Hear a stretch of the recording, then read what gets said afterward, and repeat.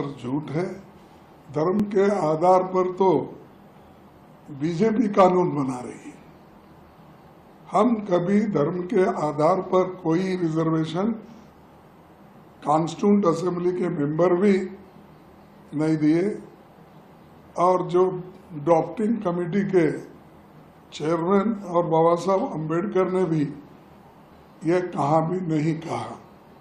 और दूसरे जितने भी हमारे नेता थे, वल्लभ भाई पटेल या अपने पंडित जवाहरलाल नेहरू जी, बहुत से नेता जो बहस किए कॉन्स्टिट्यूंट असेंबली में, ये मुद्दा कभी उन्होंने छेड़ा नहीं और इसके बारे में वो बात हुई नहीं।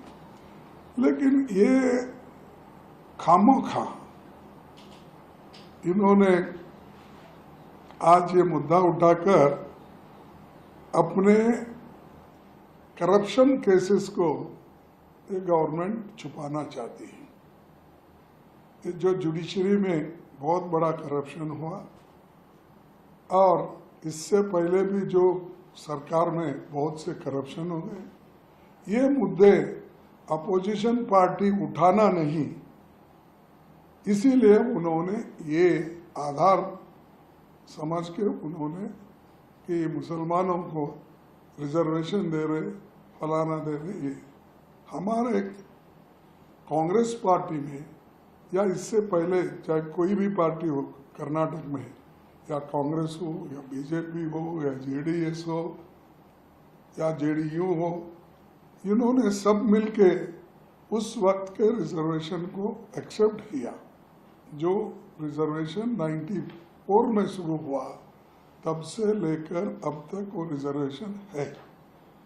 और उसके लिए ये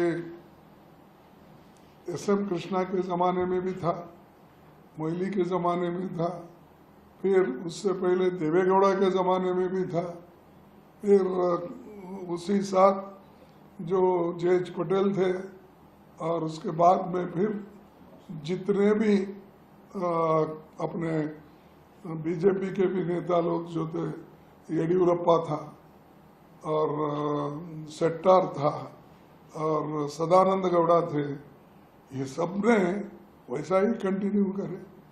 और कुमार स्वामी के ज़माने में भी कंटिन्यू रहा, धर्म सिंह जी के ज़माने में भी कंटिन्यू रहा, और अब तक वो कंटिन्यू है।